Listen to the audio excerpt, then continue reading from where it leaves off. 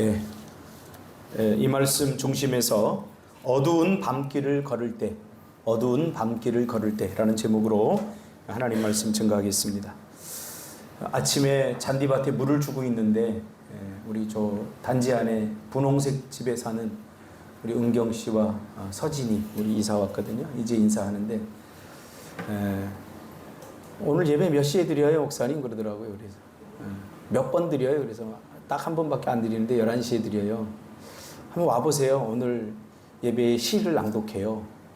그랬거든요. 그랬더니 이제 오셨네요, 진짜. 목사님 매일 이렇게 뭘 뽑고 그러셔요. 그래서 제가 마음속으로 이제 늘 그렇게 생각하죠. 모든 인생은 다 가꿔야 됩니다. 저 잔디밭을 가꾸지 않으면 잡초만 자랍니다. 그러니까 가꾸지 않고 얻을 수 있는 건 잡초밖에 없습니다. 우리 마음도 자꾸 가꿔야 되고, 우리 사람과의 관계도 가꿔야 되고, 부모와 자식 간의 관계도 가꿔야 됩니다. 부모고 자식이고 그 당위성이 우리를 끝까지 가지 못하게 합니다. 부모와 자식 간에도 가꿔야 됩니다. 제가 설악산에 수학여행 갔다가 우리 누님 것들은 뭐 이렇게 기념품 같은 거 하나씩 볼펜 뭐 이런 거 사왔는데 우리 어머니는 감자떡을 하나 사다 줬더니 내 건 이게 다냐? 그러더라고. 그래서 엄마 감자떡 좋아하잖아. 그랬더니 나도 이놈의 새끼야 선물 받고 싶다 그러더라고. 그러니까 감자떡, 우리 어머니는 이 감자떡을 선물로 생각 안 하는 거예요. 그때 내 생각에는 엄마가 드시는 거 좋아하니까 이거 드리면 좋아하겠다 생각을 했는데 우리 엄마도 어떤 기념품 같은 선물을 받고 싶었구나. 우리 엄마를 내가 생각하고 싶은 대로 생각했구나. 그런 생각을 했던 경험이 있습니다. 아무튼 모든 하나님과의 관계도 우리 가꿔야 됩니다. 오늘 이 말씀 중심에서 어두운 밤길을 걸을 때라는 제목으로 하나님 말씀 증거하겠습니다. 요란했던 낮이 지나고 밤이 찾아오면 사람들은 다시 평온한 삶을 찾아 쉼을 얻지만, 그러나 어떤 사람에게 이 밤은 고통의 시간, 이 밤이 지나 빨리 새벽이 오기를 간절히 기다리기도 합니다. 오늘 시편 이 77편의 시인이 바로 그렇습니다. 이 시인에게 새벽은 다시 올 것 같지 않은 그런 이 어두운 밤에 이 시인은 부르짖습니다. 오늘 본문에서 부르짖다라고 하는 동사가 계속 반복되는데, 이 부르짖다라고 하는 말은 하나님 앞에 눈물을 동반한, 아픔을 동반한 지금 어려운 공경에 처해 있는 시인입니다. 시를 읽어보면 시인은 단순히 삶의 문제가 아니라 영적인 어려움을 겪는 듯 보입니다.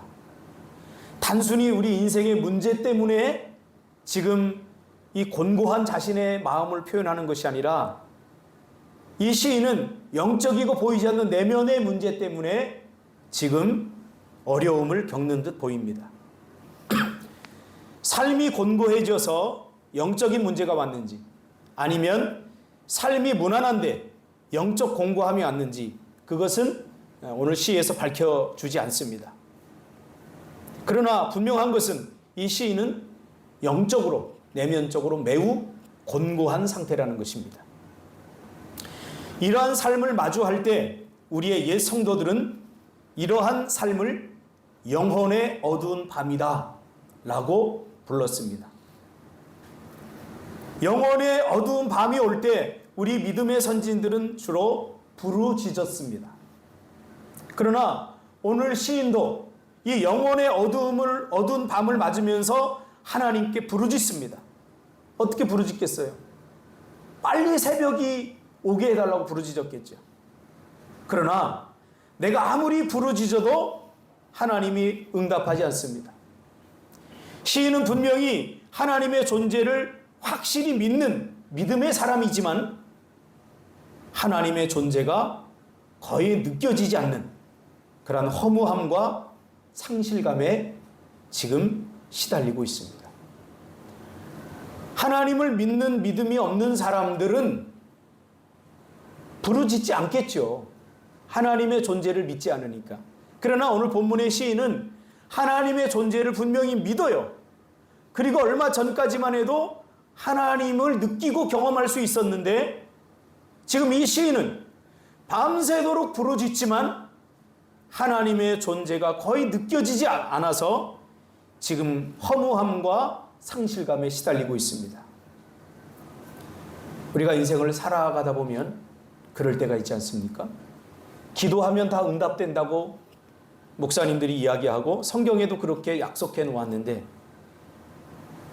기도를 넘어 간절히 부르짖어도 내 문제들이 해결되지 않고 내 영적 문제가 해결되지 않음으로 곤고할 때가 있습니다.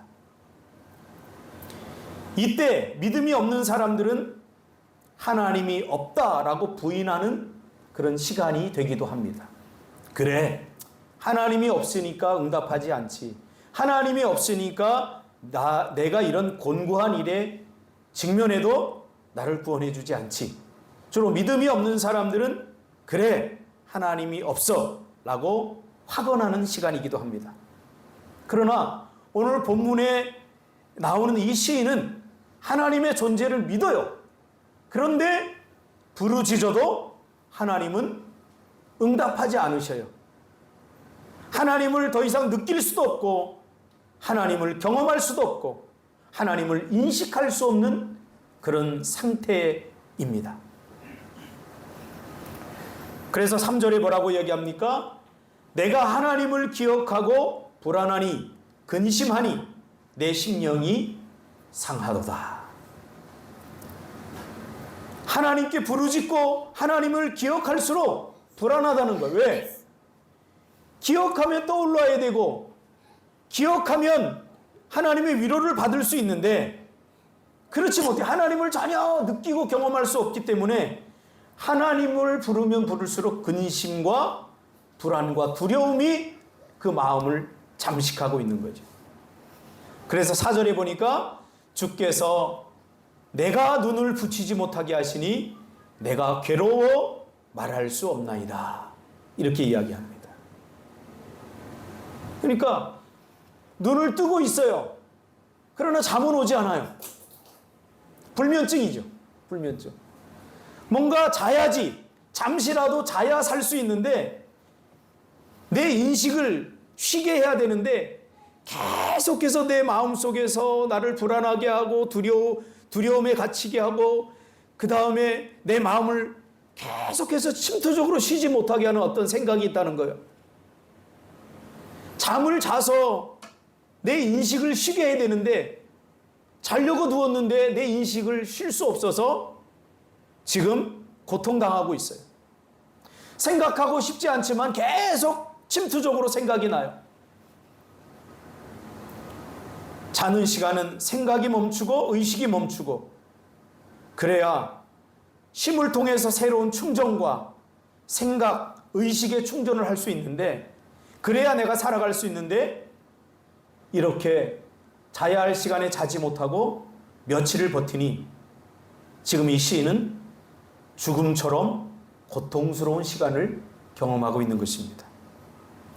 마치 오늘 시편 77편의 시인을 보면서 우리는 욥의 고난을 연상할 수 있습니다. 욥은 모든 자기가 당한 그 어려운 삶을 거기에서 피하고 싶은데 그 인식으로부터 좀 자유함을 얻고 싶은데 그렇지 못하게 되는 거죠. 그래서 지금 이 시인은 밤새도록 눈을 감지만 잠이 오지 않는 그런 불안과 두려움, 고통의 시간을 보내고 있습니다. 그래서 하나님을 생각하면 기뻐해야 함에도 불구하고 그렇지 못한 상태에 빠져들게 되는 거죠. 오히려 하나님을 생각하면 불안하고 오히려 근심이 짓누릅니다. 부르짖으면 해결된다고 성경은 말하지만 부르짖을수록 절망이 커집니다. 부르짖을수록 불안이 가속됩니다. 더 이상 부르짖음이 아무 소용이 없고 부르짖을수록 절망과 허무함이 더해가는 이 시간, 시인은 이미 지나갔지만 기억 속에 남아있는 한 가지 기억을 이 순간 건져냅니다. 그게 5절 말씀입니다. 내가 옛날 곧 지나간 세월을 생각하여 싸우며, 그리고는 한동안 내 삶이 평온했기에 잃어버렸던 노래, 주님에 대한 노래를 부르기 시작합니다. 그것이 7절부터의 내용입니다. 6절에 보니까 밤에 부른 노래를 내가 기억하며 내 심령으로 내가 내 마음으로 간구하기를. 7절에 주께서 영원히 버리실까? 다시는 은혜를 베풀지 아니하실까? 8절에 그의 인자하심은 영원히 끝나는가? 그의 약속하심도 영원히 패하겠는가? 9절에 하나님이 그가 베푸실 은혜를 잊으셨는가? 노하심으로 그가 베푸실 긍휼을 그치셨는가? 그러면서 삶이 평온했기에 잃어버렸던 노래, 그가 과거에 불렀던 노래를 다시 끄집어내어 부르기 시작합니다. 그렇죠? 우리도 그러잖아요. 잃어버렸던 노래. 우리가 즐겁고 좋은 일만 계속 있을 때는 좋은 노래만 부르죠. 애가를 부르지 않아요. 그러나 인생이 곤고해지면 어때요? 그때부터 내 마음을 달래줄 애가를 부르게 됩니다. 사랑하는 여인과 헤어지고 옛사랑을 부르겠죠. 남들도 모르게 서서히 다 울었지. 이게 보통 애가가 아닌 거예요. 보통 때는 이런 거 안 불러요. 뭔가 마음에 이게 남아있어야 부를 수 있는 거예요. 지금 경은이가 희수하고의 사랑에 성공해서 지금 저렇게 매일 즐겁고 행복하게 룰루랄라 좋은 노래를, 기쁨의 노래를 부르고 있지만, 만약에 헤어졌다면 지금도 경은이는 밤에 방에 불을 다 끊고 옛사랑을 부르고 있을 거예요. 희수를 떠올리면서. 사람은 평온할 때는 애가를 부르지 않습니다. 오늘 이 시편 77편의 시인은 삶이 너무나 평온했기에 잃어버렸던 그 애가를 다시 꺼내서 부릅니다. 마치 십자가상에서 절규하는 예수님의 노래와 맞물립니다. 예수님이 십자가상에서 뭐라고 노래했습니까? 보통 우리는 절규라고 이야기하지만 그렇지 않습니다. 엘리 엘리 라마 사박다니. 예수님이 부른 애가입니다. 나의 하나님 어찌하여 나를 버리십니까? 지금 똑같잖아요. 시편 기자가. 이 말의 의미가 뭔지 아세요? 하나님 나를 버리면 안 되잖아요. 내가 누구예요? 난 하나님이잖아요. 난 하나님의 아들이잖아요. 하나님과 내가 얼마나 아름다운 추억을 갖고 있어요. 그런데 하나님 나를 버리면 안 되잖아요. 지금 이 노래를 부르고 있는 거예요. 엘리 엘리 라마 사박다니. 나의 하나님 어찌하여 나를 버리시나이까? 하나님과 예수님이 좋았던 때가 있잖아요. 그런데 지금은 왜 모른 척 하세요? 왜 지금은 하나님을 느낄 수 없죠? 그것이 십자가에서 예수님이 느꼈던 상실감입니다. 나의 하나님 어찌하여 나를 버리시나이까? 이렇게 노래하지만 하나님은 그의 아픔에, 예수님의 아픔에 동행하시지만, 그곳에 함께 하시지만, 그러나 하나님은 예수님께 가까이 다가가진 않습니다. 이 고통 가운데, 십자가에서 당하는 그 고통 가운데 하나님이 나에게 다가오셔서 나의 손을 붙잡아 주셨으면 좋겠지만, 하나님은 약간 거리를 두고 떨어져서 나를 바라보시지만, 나와 함께 하시지만, 내 손을 잡아주시겠다고 약속했지만, 그러나 분명히 하나님은 함께 하시는데 하나님의 온기를 느낄 수 없고, 그래서 이 시인은 그 마음이 얼어붙어 있습니다.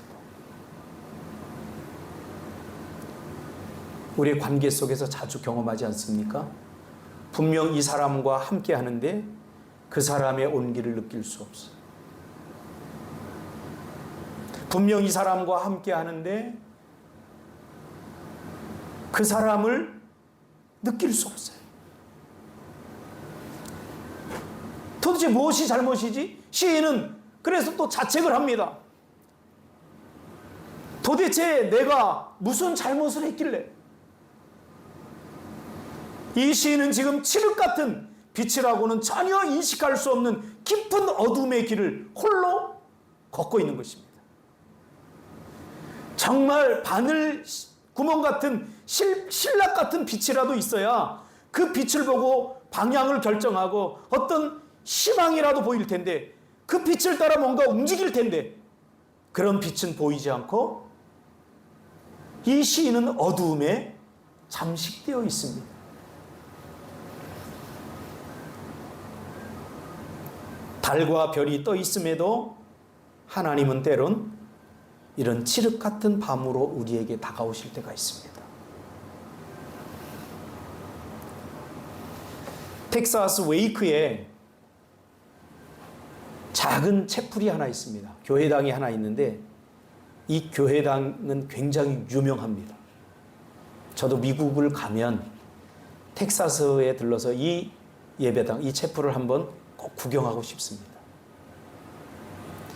이 채플의 특징은 뭐냐면, 이 교회당의 특징은 뭐냐면, 어느 자선 사업가가 돈을 내어서 지은 그런 채플인데, 이 채플은 무덤처럼 지어졌어요. 무슨 말이야? 모양이 무덤이라는 게 아니라 창문이 하나도 없어요. 들어가는 문 하나 있고 창문이 하나도 없어요. 그리고 그 예배당 안에는 어떤 조명 시설도 없어요. 그러니까 문을 열고 들어가서 문을 닫으면 마치 무덤처럼 캄캄한 거예요. 아무것도 보이지 않는 거예요.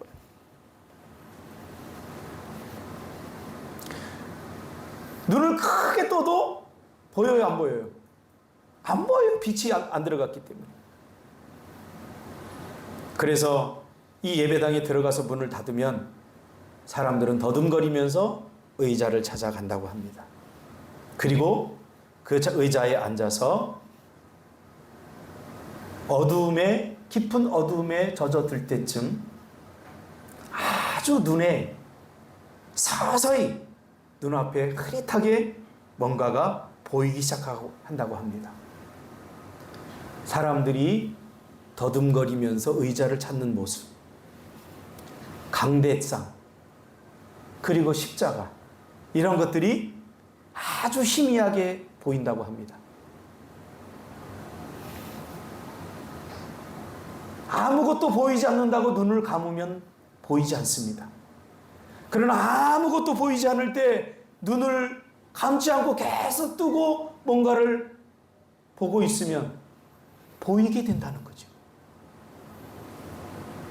과학적으로는 눈 조리개가 이제 어둠에 적응해서 보이죠. 저도 어릴 때 저는 저 백령도에 살았거든요. 백령도에 가면 많은 게 있어요. 첫째, 군인들이 많아요. 두 번째, 방공호가 많아요. 왜냐하면 북한하고 가깝기 때문에 북한 비행기가 막 이 백령도 섬을 막 왔다 갔다 해요. 그래서 사이렌이 울리면 모든 주민들이 방공호로 들어가야 돼요. 그래서 방공호가 아주 견고하게 지어져 있어요. 그래서 어릴 때 주로 저는, 또 제 친구들은 방공호에서 놀았어요. 이 방공호가 텍사스 웨이크 채플처럼 문 하나 있고 창문이 하나도 없어요. 왜냐하면 폭격으로부터 보호해야 되기 때문에 수 미터의 콘크리트로 다 밀봉을 한 거예요. 그래서 문을 딱 닫고 들어가면 아무것도 안 보여요. 주로 숨바꼭질 할 때 제가 숨었던 장소이고 친구들이 숨었던 장소입니다. 하나, 둘, 셋, 넷, 100까지 쉬죠. 그렇죠? 술래가. 그럼 사람들이 다 친구들이 숨죠. 그럼 방공호 문을 딱 열고 세 문으로 되어 있기 때문에 닫으면 소리가 다 날 거예요. 그러면 술래가 100을 쉬고 다른 데 안 가고 방공호로 들어와요.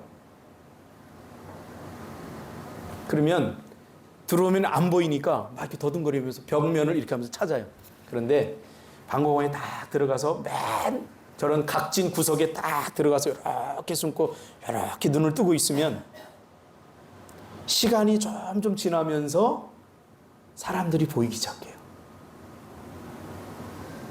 그러다가 점점 잘 보이기 시작. 개가 싸놓은 똥도 보이고 지저분한 것도 보이고 쓰레기도 보이고 다 보여요. 그때는 즐길 수 있죠. 술래가 들어와서 나를 찾아 벽면을 보이지 않는 그 눈으로 막 이렇게 더듬을 때 나는 이쪽으로 갔다 저쪽으로 갔다 피할 수 있는 거죠. 삶의 여정 속에서 때로는 하나님은 나를 떠난 적이 없고 나와 함께 한다는 사실에 대한 믿음이 있음에도 불구하고 우리 신앙의 여정 속에서 또 현재적 경험 속에서 하나님의 인기척을 느낄 수 없고 하나님의 발걸음, 하나님의 숨소리, 하나님의 따뜻한 살결을 느끼지 못할 때가 있습니다. 하나님이 여전히 나와 함께 하는데도 불구하고 말이죠. 그래서 오늘 시인은 바로 삶이 평온했기에 부르지 않았던 애가를 부르면서 그 기억을 어디로 데리고 가냐면 과거의 출애굽 사건으로 데리고 갑니다. 그래서 13절부터 20절까지는 출애굽 홍해 사건에 대해서 이야기를 하고 있습니다. 이 사건을 깊이 묵상하면서 고백하면서 이 시인은 다시 용기를 얻습니다. 이스라엘 백성들이 앞문이 막히고 뒷문이 막히고 옆문이 막힐 때 하나님께서는 전혀 내가 상상하지 못했던 바다의 길을 내셔서 우리를 구원해 주셨지 라고 다시 생각하게 됩니다. 그러면서 하나님과의 관계는 다시 서서히 회복되기 시작합니다. 하나님과의 관계는 나의 현재적 인식의 틀을 뛰어넘는 어떤 세계를 경험하게 되고 그와 하나님의 관계가 더욱 깊어지죠. 그러니까 지금까지 하나님을 느끼고 지금까지 하나님을 경험했던 방식과는 완전히 다른 방식으로 하나님을 경험하게 됩니다. 우리가 신앙생활 하면서 우리가 빠지기 쉬운 혼란이 있는데 뭐냐면 지금까지 내가 경험했던 하나님을 그 과거의 하나님을 오늘도 동일한 방식으로 경험하려고 하는 거예요.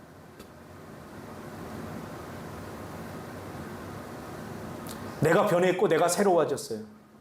나는 더 이상 과거의 내가 아니에요. 그런데 나는 변화되지 않는 과거의 나의 모습으로 하나님을 만나려고 해요. 그러면 내가 뭐 특별히 잘못하지 않더라도 우리는 절망할 수밖에 없어요. 하나님을 느낄 수가 없어요. 자, 생각해 보세요. 보람 집사님이 지금 컸으니까 이제 성숙하고 성장한 모습으로 제가 대해주는 게 좋겠어요? 아니면 5살 때 모습으로 대해주는 게 좋겠어요?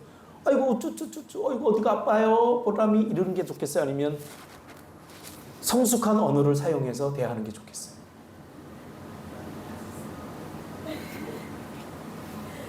다섯 살 그 모습으로 대하기를 원하면 성인 아이예요, 성인 아이. 몸은 다 컸어도 우쭈쭈 해줘야 돼요. 하나님은 우리가 자라가기를 원하십니다. 자라가기를. 그리고 우리는 지금 자라고 있습니다. 그런데 우리는 과거에 받은 은혜, 과거에 하나님과 함께 했던 그 시간이 전부라고 생각을 하는 거예요. 그러면 새로운 은혜를 받을 수 없어요. 새로운 삶을 살 수 없어요. 과거에 나는 오늘의 내가 될 수 없기 때문에 그런 거예요.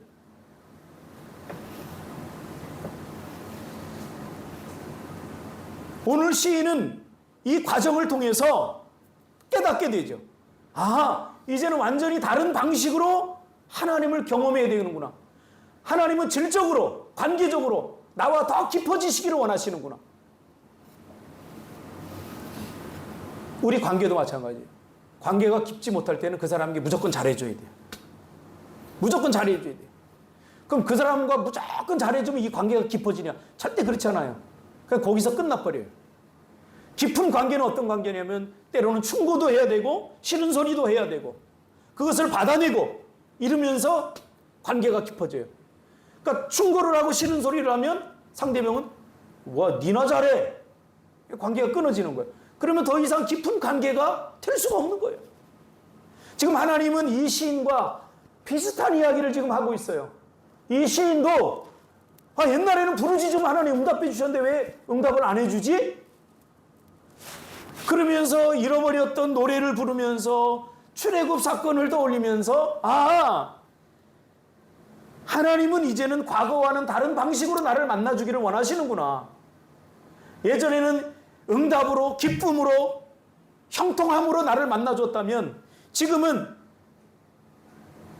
하나님이 마치 없는 것 같은 인식이 안 되는 그런 상황 속에서도 하나님이 계시다는 것을 인정함으로 더 성숙한 관계식으로 나와 친밀해지기를 원하시는구나. 며칠 전에 제가 풀을 뽑고 있는데요. 민지 집사님이 한결이를 딱 안고 와가지고 아이고 목사님 고생하신다 한결아. 아이고 목사님 고생하신다 한결아. 얼른 커서 네가 목사님 풀 뽑는 거 도와드려. 여기서부터 여기까지 욕이 나왔어요. 걔가 언제 커 한결이가. 한결이가 커서 풀 뽑게 되면 나는 이미 목사 은퇴할 때야. 속으로 그랬죠. 아이고 인연아 아이고 네가 풀 하나 더 뽑는 게 더 빠르겠다. 내가 그렇게 생각을 했죠.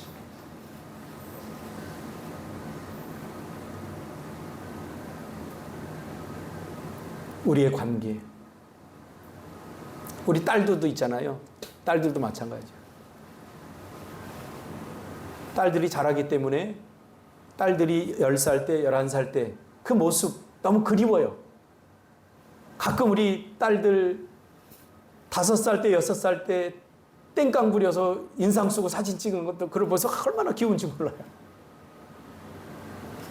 근데 지금 그것은 좋은 추억이지만 지금도 그때의 마음으로 저 아이들한테 대하면 저 아이들은 아마 상처받을 거예요. 지금 이미 컸어요. 자기 인생에 대해서 걱정도 하고 내가 무엇을 하며 살아야 될 것인가 고민도 하는 그런 시기가 온 거예요. 지금 오늘 시인은 비로소 이런 과정을 통해서 깨닫게 되는 거죠. 때론 저도 이 목회라고 하는 상담이라고 하는 이 사역에 대한 짐을 벗고 싶을 때가 있습니다.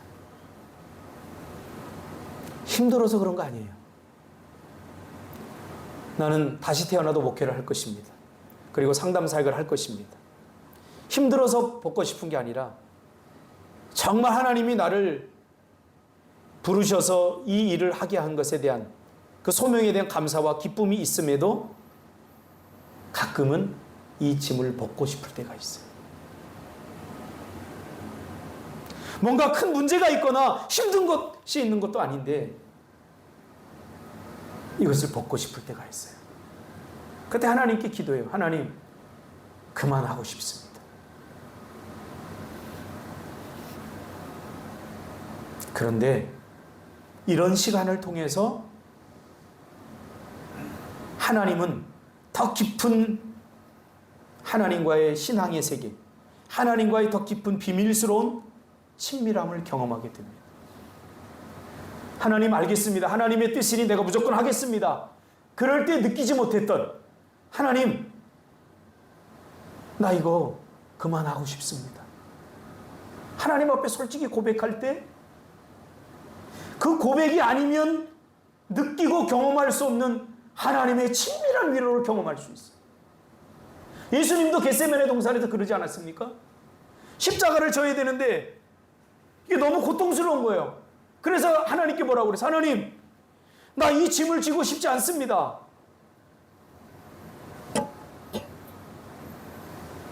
나 십자가를 지고 싶지 않아요. 그리고 얼마간의 시간이 흐른 다음에 예수님 뭐라고 고백하죠? 그러나 나의 원대로 마옵시고 아버지의 뜻대로 하세요. 이미 위로를 받은 거예요. 하나님, 내가 정말 이 십자가를 져야 됩니까? 이 짐을 난 벗고 싶습니다. 왜 하필이면 나죠? 왜 하필이면 나에게 이런 어려움이 오죠? 왜 하필이면 납니까?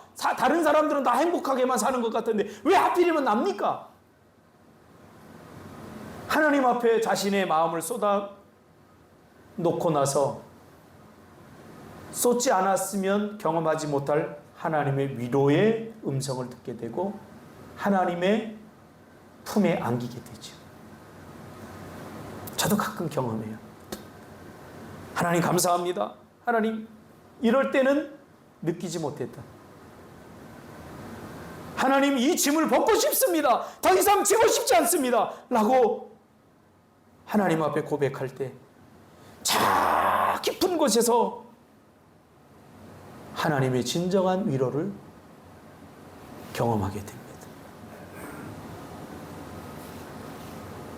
그 이후에는 이전과는 완전히 다른 형태의 하나님과의 관계십과 더 깊어지고 친밀해진 하나님과의 관계로 형성되는 것을 제가 경험합니다.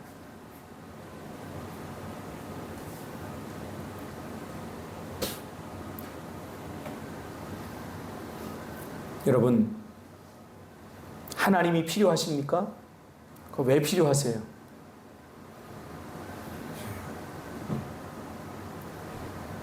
내 문제가 너무 많은데 내 힘으로 안 되니까 하나님, 이거 좀 하나님은 능력이 많으니까 좀 해결해 주세요. 그래서 하나님이 필요합니까? 여러분, 이제는 하나님이 필요한 사람이 되지 말고 하나님과 교제하는 그런 사람들이 되었으면 좋겠습니다.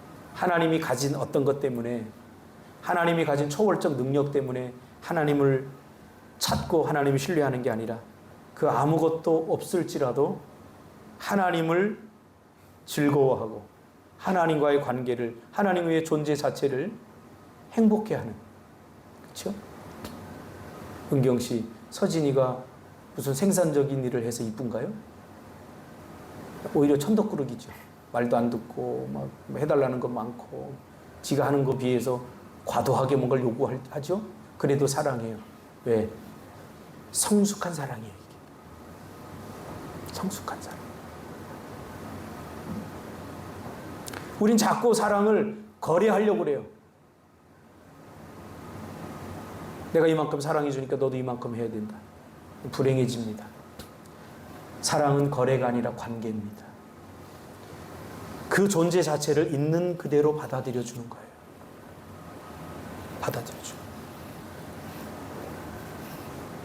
오늘 시인은 그것을 깨닫죠. 그래서 눈앞에서만 보던 하나님을 등 뒤에서 느끼게 됩니다. 등 뒤에 서 있는 하나님을 느끼게 됩니다. 보세요, 우리 은율이 지금 왔잖아요. 아빠! 하고 뭔가 울면서 왔잖아요. 뭐 형들이 또 뭐 잘못한 거예요. 예. 눈앞에 아빠가 있어야 돼요. 눈앞에 아빠가 있어야만 안정이 돼요. 이건 유아기적 발상이에요. 우리 믿음의 사람들도 마찬가지예요. 하나님이 눈앞에 있어야 돼요. 내가 기도하는 대로 응답해야 되고, 그래야 하나님이 있는 것처럼 느껴져요. 그러나 어느 시점이 지나면 하나님은 더 이상 내 눈앞에 있지 않고 내 등 뒤에서 나를 사랑해 주셔요. 그 사랑은 눈에 보이는 사랑을 뛰어넘습니다. 어제 성가에서 바로 올라오는데 태안이가 저 식구들이 5명이 출동을 해요. 그러니까 한 번 올려면 이제 5명이 출동을 하는 거예요. 그리고 시온이가 신발을 벗는 데서 안 벗고 여기 올라와서 막 신발을 막 이렇게 벗더라고. 막. 그러니까 다 밟은 거예요. 청소하러 와서 더럽히는 거예요. 그래서 내가 이놈의 시끼야! 거기서 벗으면 안 되고 저기서 벗어야지. 그러니까 태안이가 뭐라고 그러냐면 아빠가 닦을게 괜찮아 그런 거야. 니나 괜찮지. 그래서 내가 신발을 벗을 때에서 벗는 걸 가리켜야 된다. 닦는 게 중요한 게 아니라 닦는 게. 예. 나중에 지금이야 내가 이놈의 새끼 한마디로 끝났지만 만약에 시온이를 전혀 모르는 사람이 그걸 봤다면 아마 미움받을 거예요. 그래서 내가 그러잖아. 교육이 왜 필요하냐면 그 아이 때문에 필요한 거예요. 내가 다 해줄 수 있어요. 저도 우리 딸들 다 해줄 수 있어요. 제가 똥도 넣어줄 수 있어요. 다 해줄 수 있어요. 그런데 그렇게 하지 않는 이유는 바로 그것 때문에 그런 거예요. 내가 우리 아이의 인생을 대신 살아줄 수 없거든요. 그래서 마음이 아파도 교육을 하고 따끔하게 해야 되는 거예요. 오늘 시인은 그것을 깨달은 거죠.